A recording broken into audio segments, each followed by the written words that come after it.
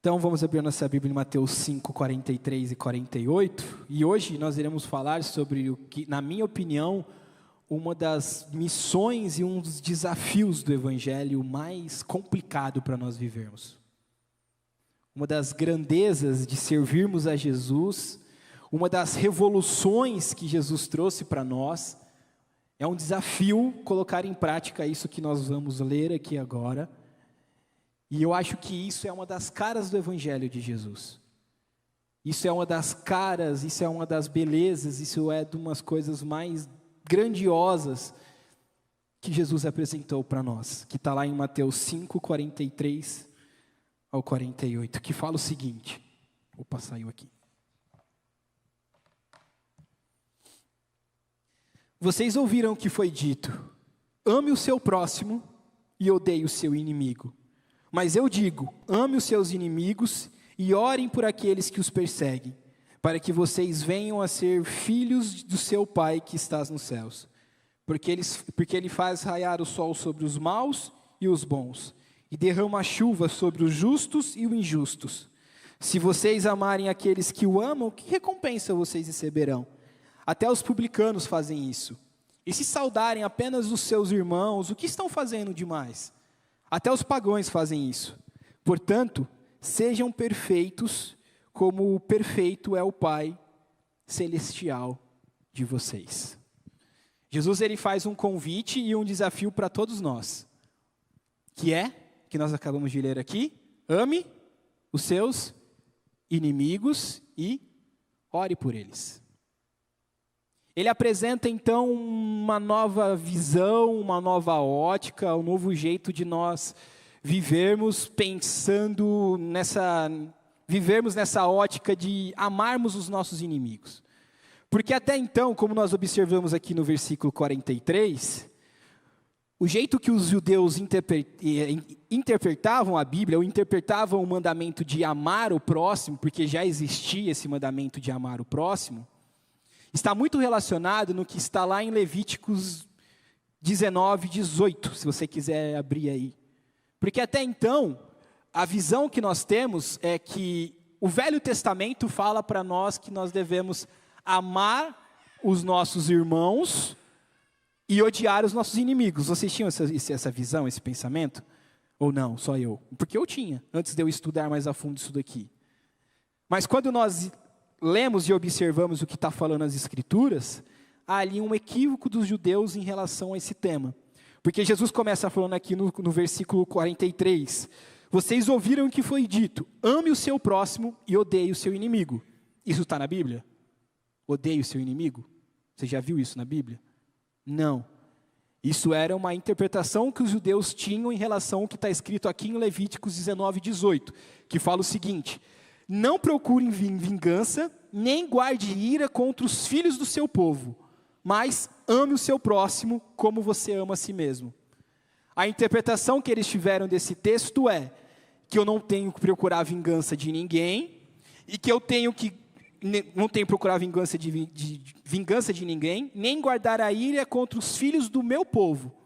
Ou seja, eles entenderam que eu tenho que amar apenas os judeus. Porque o judeu faz parte de um povo. Quem não é judeu, eu não preciso amar. E se eu não amo alguém, consequentemente, eles entendem que se não ama, você odeia. Então eles passaram a odiar todos aqueles que eram inimigos do seu povo. É o que Jesus fala aqui. O que Jesus fala, o que eles falavam é: ame o seu próximo e odeie o seu inimigo. Eles entenderam então que esse texto estava querendo dizer que só devia amar os judeus e odiar os gentios. É isso que a Bíblia está falando aqui? Não. Em nenhum momento o texto fala aqui que você deve odiar o seu inimigo. O que o texto fala é: nem guarde ira contra os filhos do seu povo, mas ame o seu próximo. A lei já ensinava a amar o próximo. A lei de Moisés já nos ensinava a amar o nosso próximo. Mas foi isso que eles entenderam, que você devia amar apenas os judeus e odiar todo mundo que não era judeu. E para completar ainda essa interpretação que eles tiveram, está muito relacionado no que fala lá em Êxodo 21, 24.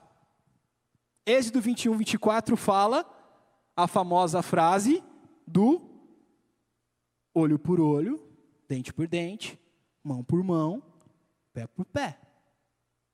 Que nada mais é o que Moisés estava querendo dizer. Moisés estava regularizando, vamos dizer assim, a forma de justiça para a retaliação de todo o mal que era feito. Então, por exemplo, se eu fizesse o mal para o Vitor, fosse lá e arrancasse uma mão do Vitor, eu devia receber a mesma proporção do mal que eu fiz para ele. Então, se eu fosse lá e arrancasse uma mão dele, Vitor tinha toda a legitimidade de vir e arrancar a minha mão. Porque essa lei que Moisés impôs de olho por olho, dente por dente, mão por mão e pé por pé, era uma lei que regularizava a forma de justiça da época. Mas aí vem Jesus, cara, e bagunça tudo isso daí. Jesus vira e fala: eu agora dou um novo mandamento para vocês. Eu agora dou uma nova ótica, uma nova visão, uma nova interpretação sobre isso. O que Jesus fala? Ame o seu inimigo. E além de você amar o seu inimigo, o que você tem que fazer? Você tem que orar pelo seu inimigo. Se nós olharmos esse mesmo texto, mas lá em Lucas, ele é mais detalhista na hora de falar, de narrar esse texto. Ele fala: ame o seu inimigo e ore por ele, e ele completa dizendo, o que Jesus disse é: se alguém te der um soco, você tem que fazer o quê? Virar a outra face. Então Jesus está mostrando para nós um novo caminho, um novo jeito de agir, um novo jeito de pensar. E tem algo muito interessante nesse texto, que Jesus condiz algo muito importante para nós. Jesus, ele dá para nós assim fugiu a palavra agora. Para nós sermos filhos de Deus, o que Jesus está querendo dizer é, para nós se tornarmos filhos de Deus por completo, o que nós temos que fazer? Amar os nossos inimigos. Olha aqui no 44 e o 45. Mas eu digo: ame os seus inimigos e orem por aqueles que os perseguem, para que vocês venham ser filhos do seu Pai que está nos céus. Ou seja, para você se tornar filho de Deus, o que você precisa fazer? Amar o seu inimigo.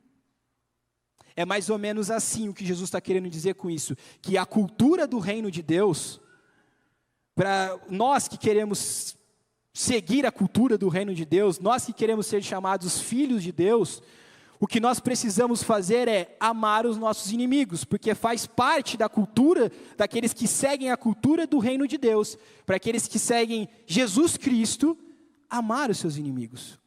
Não dá para nós falarmos que nós somos filhos de Deus, ou seguimos o evangelho de Jesus, ou seguimos a Deus e odiarmos o nosso inimigo.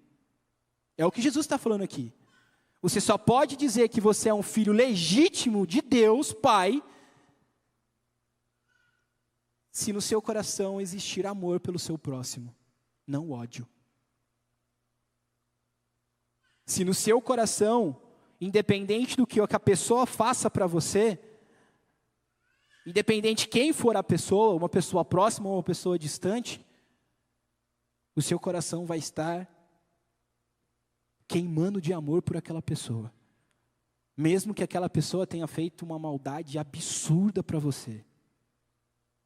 É surreal isso, né?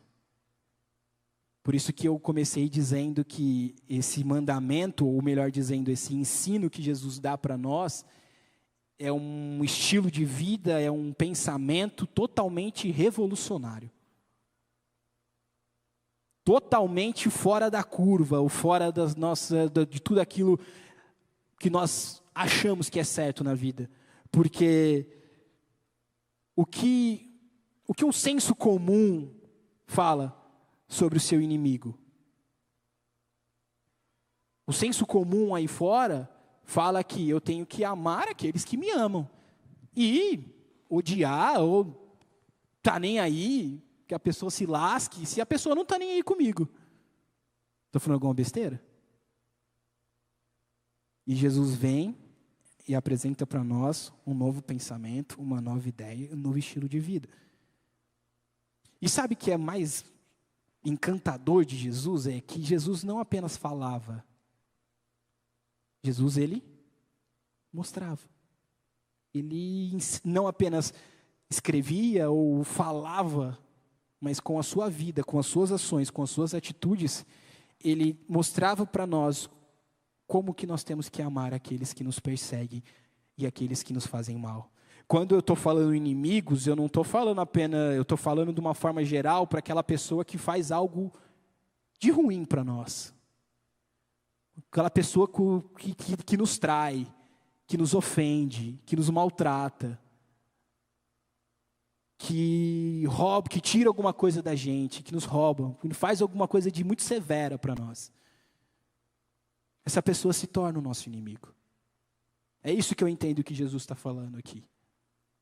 E Jesus dá para nós eu peguei aqui 4 exemplos da vida de Jesus, que mostra para nós que nós devemos amar os nossos inimigos independente da circunstância, independente daquilo que ele faça para nós.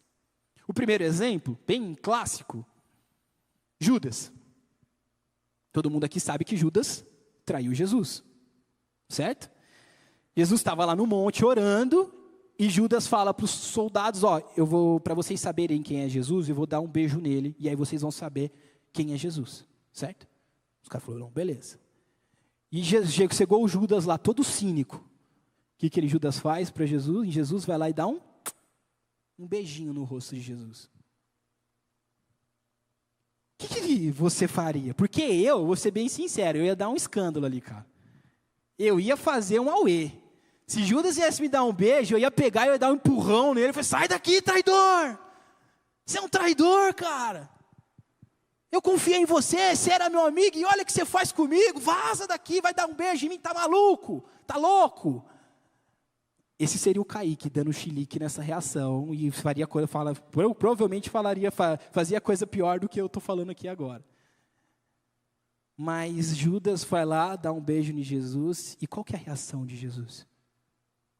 Jesus olha bem no olho de Judas assim, e fala, é com um beijo que você vai trair o Filho do Homem? Ele apenas... A ação de Jesus para a traição de Judas é apenas com um beijo que você vai trair o Filho do Homem? E acabou. Qualquer um de nós explodiríamos, faria um auê todo, empurraria, ia partir para a violência. Mas não, Jesus olha bem no fundo de olho, nos olhos de Judas e dá aquela cortada assim que faz o cara perder o chão, perder o rumo. Não sabe nem aonde vai. Eu acho que Judas deve ter ficado meio perdido ali com a reação de Jesus. Nessa mesma história, logo na sequência que os soldados pegaram Jesus, vem o Pedrão, meu amigo Pedro. Eu gosto do Pedro, gosto demais do Pedro mesmo. Me vejo no Pedro. Pedro vai tirar a espada, como você já sabe, e arranca a orelha do soldado, certo? O que Jesus faz? Pega a orelha do soldado no lugar, coloca a orelha do soldado no lugar e fala assim, Pedro, basta. Nós não somos do time da violência. Com a gente, as coisas não se resolvem dessa maneira. Nós não curamos violência com violência. Nós não curamos o ódio com o ódio, nós curamos o ódio com o amor. E a maldade com a bondade. O que eu entendo nesse momento, que quando Jesus fala basta para Pedro, porque Pedro estava com a sua arma na época e arrancou a orelha do soldado, o que Jesus está querendo dizer é um basta e um não para todas as armas que existem por aí. Arma de fogo, faca, espada. Jesus está tirando a legitimidade de todas as armas, de toda a violência. Mesmo que quando é você para uma autodefesa, é como que Pedro estava ali. Jesus está dando um não e um basta para qualquer tipo de arma que você possa possuir ali. Qualquer violência que você possa fazer, mesmo que essa violência é para uma autodefesa. Jesus está falando um não para isso. Por isso que eu não consigo entender e concordar como um cristão pode defender o porte de arma. É outro assunto, é outro debate, não vamos entrar nesse mérito, porque não é isso que eu quero, não é esse o nosso foco aqui.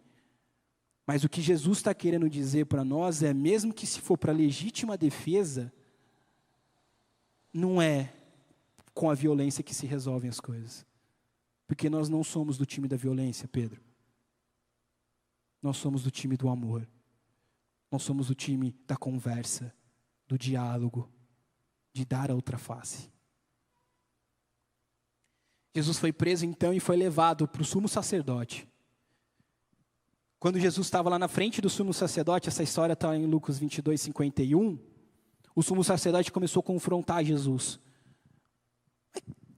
As coisas que Jesus falava, ele falou, por que você fala tanta bobagem que você está falando por aí, esses milagres que você está realizando no sábado? O que é isso que você está falando? Se defende agora. Jesus dá uma tirada no sumo sacerdote, com toda a classe, com toda a educação, com toda a mansidão de Jesus. Jesus vira para o sumo sacerdote e fala, eu não tenho que falar mais nada. Tudo que eu falei aqui, na frente de todo mundo. Eu não falei em nenhum lugar oculto. Eu não falei isso no beco escondido. Eu falei no público, eu falei para todo mundo ouvir. Então tudo que eu tinha que falar, eu já falei. Não preciso mais me defender e justificar de nada. Um guarda do sumo sacerdote viu o que Jesus falou, foi lá e deu um soco na cara de Jesus. E qual foi a reação de Jesus? Olhou para o fundo dos olhos daquele cara e falou assim, por que você está me batendo? O que eu fiz para você? Eu só falei verdades aqui, eu não falei nenhuma mentira, eu não afrontei ele. Eu só respondi o que ele me perguntou. Por que é o motivo da violência? Outra desconcertada que Jesus deu no cara. O cara deve ter ficado sem graça, provavelmente. Sabe quando você está numa discussão, começa uma discussão e a pessoa começa a falar alto, gritar, e a outra vira e fala, qual que é o motivo da gritaria? Eu não estou entendendo. Por que você está gritando? É mais ou menos isso que Jesus falou para esse cara. E sabe o que eu entendo, então, quando Jesus fala em dar a outra face? Dar outra face não significa você ser saco de pancada dos outros. Quando uma pessoa vai bater em você, você vai ficar lá, a pessoa fica lá te chutando, como no exemplo. Se estivesse no chão, a pessoa te chutando lá e, sei lá, tomando chute. Ou você está numa discussão, a pessoa lá está acabando com você e você está quieta lá. Quando eu entendo que Jesus fala dar a outra face, você está numa discussão, você está numa briga, você está recebendo aí uns socos de ódios na sua cara. Está uma conversa violenta, ou a ação daquela pessoa para você é uma ação violenta. É você responder para essa pessoa, em vez com uma resposta de ódio, de raiva, é você responder para essa pessoa com amor, com leveza, com mansidão. Em vez de você partir para a briga, para a pancadaria, é você responder para essa pessoa ali, olhando no fundo dos olhos dela, falando, por quê? E aí, conforme eu responder, conforme for o motivo da discussão, mas responder de uma forma mansa, de uma forma serene, de uma forma tranquila, não entrando numa briga. É isso que eu entendo quando Jesus fala dar a outra face. Porque quando Jesus foi confrontado aqui, ele respondeu, ele conversou, ele dialogou. Ele não partiu para a ofensa, ele não partiu para a briga, ele não respondeu na mesma moeda, mas sempre de uma forma mansa, de uma forma tranquila, de uma forma serene, de um jeito Jesus de falar e principalmente com muito amor. E quando o diálogo não resolve, igual foi o caso de Jesus, porque Jesus conversou, Jesus dialogou, mas Jesus não se justificou, tá? São diferentes coisas. Ele foi morto, ele foi sentenciado para a morte, lá ele foi achipatado, quebraram os ossos de Jesus, espancaram Jesus, colocaram Jesus no madeiro. E quando a conversa não adiantou, o diálogo não adiantou, qual foi a reação de Jesus? Foi? O que Jesus fez lá na cruz? Ele orou. Ele orou por aqueles que estavam ali maltratando ele. Ele orou pelos seus inimigos naquele momento. Lá em Lucas 22, 51, 23, 34, perdão. O que Jesus fez lá na cruz? Todo ensanguentado, com os seus ossos quebrados. Ele podia muito bem falar para Deus, falar assim: Senhor, manda uma legião de anjos agora, mata todos esses soldados que fizeram isso comigo. Olha aqui, estou todo quebrado, estou ensanguentado aqui, estou preso nessa cruz. Foi isso que Jesus fez? Você sabe que não. Jesus virou e falou assim: Senhor, perdoa eles, porque eles não sabem o que fazem.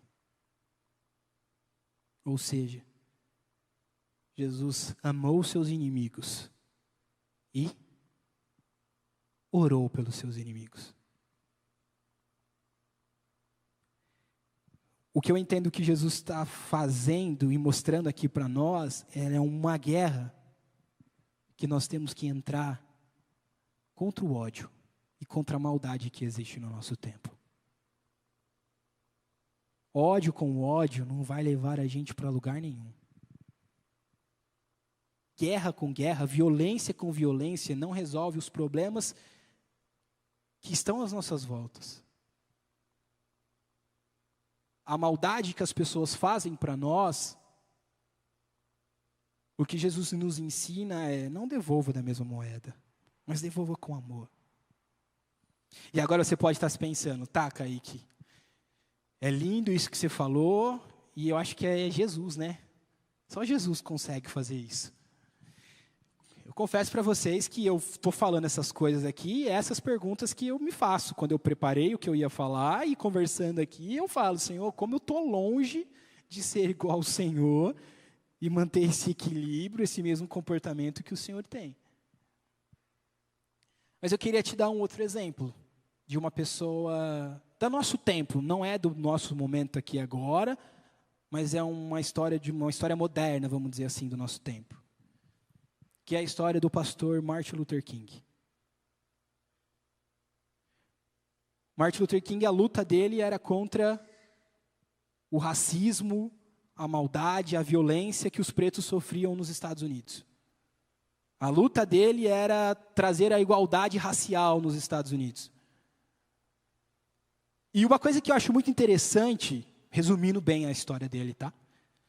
Uma coisa que eu acho muito interessante é que ele não escolheu usar, por exemplo, os argumentos que nós vemos de muitas pessoas que lutam contra o racismo, falando, por exemplo: branco tem que morrer, eu não gosto de branco.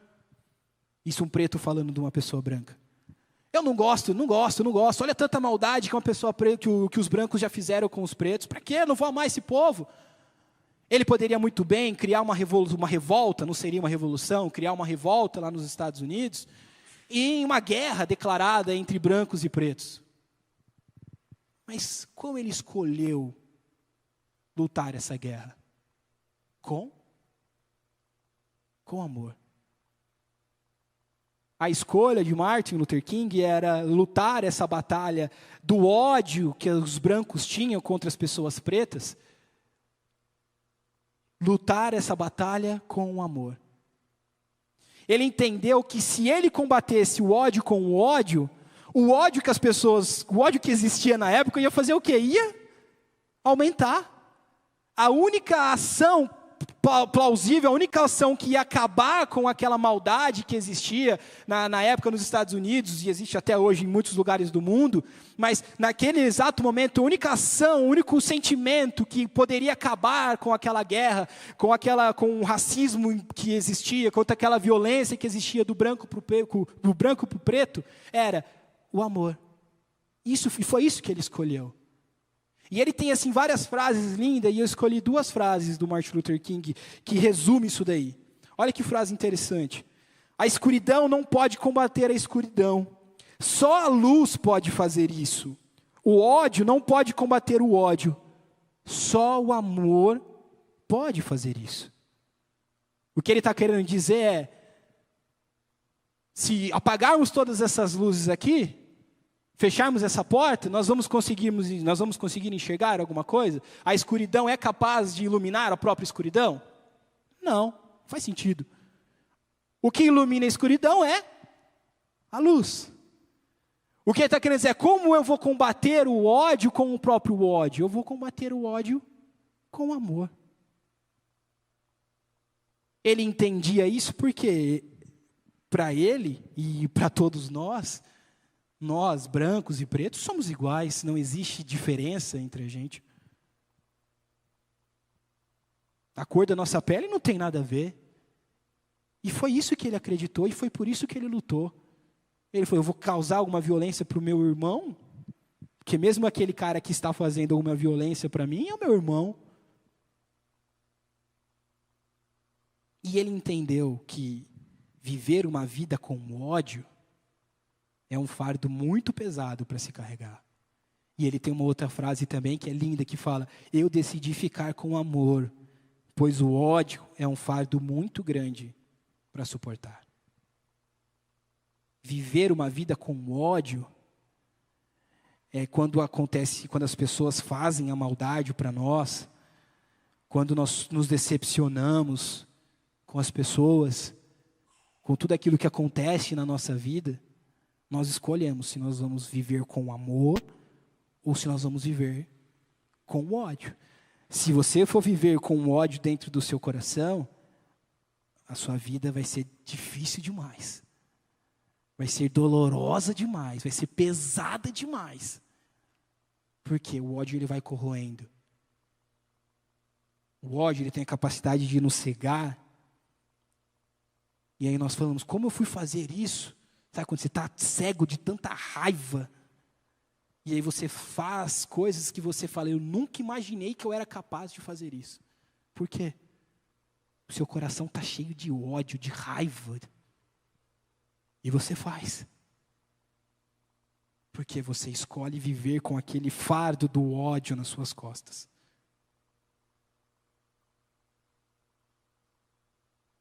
E qual é o convite que Jesus faz para nós? É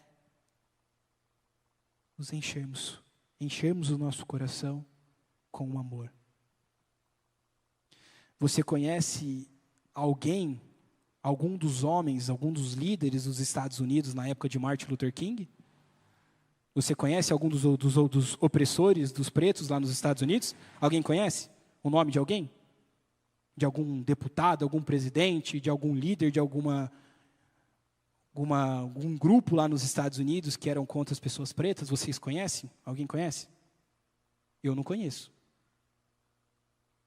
Mas, quantos aqui já ouviram falar de Martin Luther King? Todos nós. Por quê? O nome dele ficou marcado para a história. Da história daquele país e que chega para nós até hoje como exemplo de uma pessoa que escolheu viver a sua vida amando, independente do que a pessoa fizesse para você. Se ele tivesse escolhido viver pelo ódio, nós jamais saberíamos quem era Martin Luther King. Mas por ele escolher viver a vida dele em amor, nós estamos aqui hoje falando dessa bela história desse cara que lutou contra essa maldade do homem branco contra o homem preto lá nos Estados Unidos. Mas, já para encerrar, sabe uma maldade que dói profundamente dentro dos nossos corações? É quando vem das pessoas que nós amamos. É quando as pessoas que nós amamos nos tornam os nossos inimigos. Por quê? Quando uma pessoa que você não conhece faz uma maldade para você, é doloroso, é difícil, é complicado, com certeza. Mas quando uma pessoa que você ama faz uma maldade para você, te causa um mal muito grande, te trai, te decepciona, tira alguma coisa de você, ali é um buraco, uma dor insuportável. Porque nós confiávamos. Nós imaginávamos que essa decepção, essa dor, poderia vir de qualquer outra pessoa, menos daquela. Os nossos pais, os nossos amigos, irmãos, namorado, marido e mulher. Independente do tipo de relacionamento.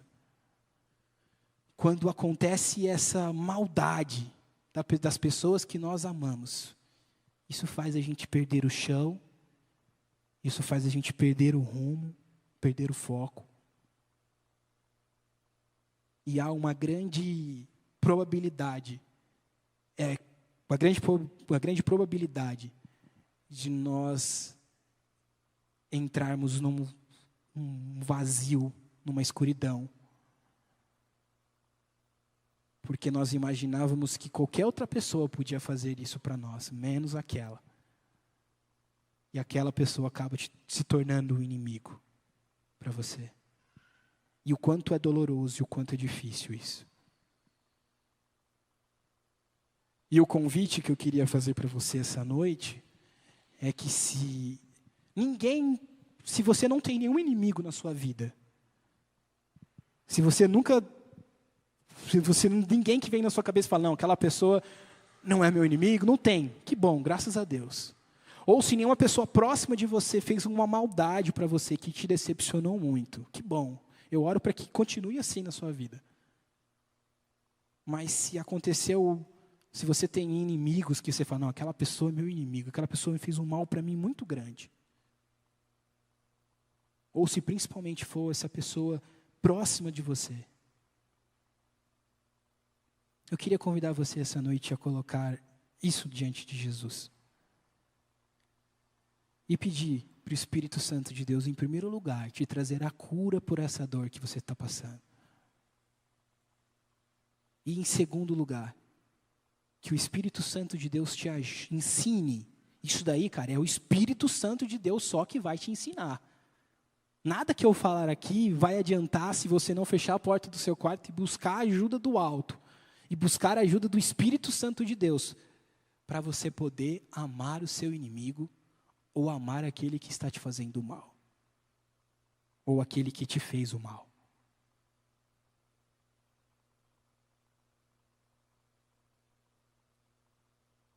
E principalmente, quando eu falei das pessoas próximas e nós nos entramos num casulo, ou vamos num cantinho, ficamos lá na escuridão, peça para o Espírito Santo, me traz a cura e me ensina a amar essa pessoa de novo. Às vezes essa pessoa é o seu pai ou a sua mãe, que querendo ou não, por coisas que eles foram fazendo ao longo da vida, se você parar para pensar, o sentimento que você tem pelo seu pai e pela sua mãe, não é de amor, mas é de um ódio, de uma decepção, de uma vergonha, de uma humilhação.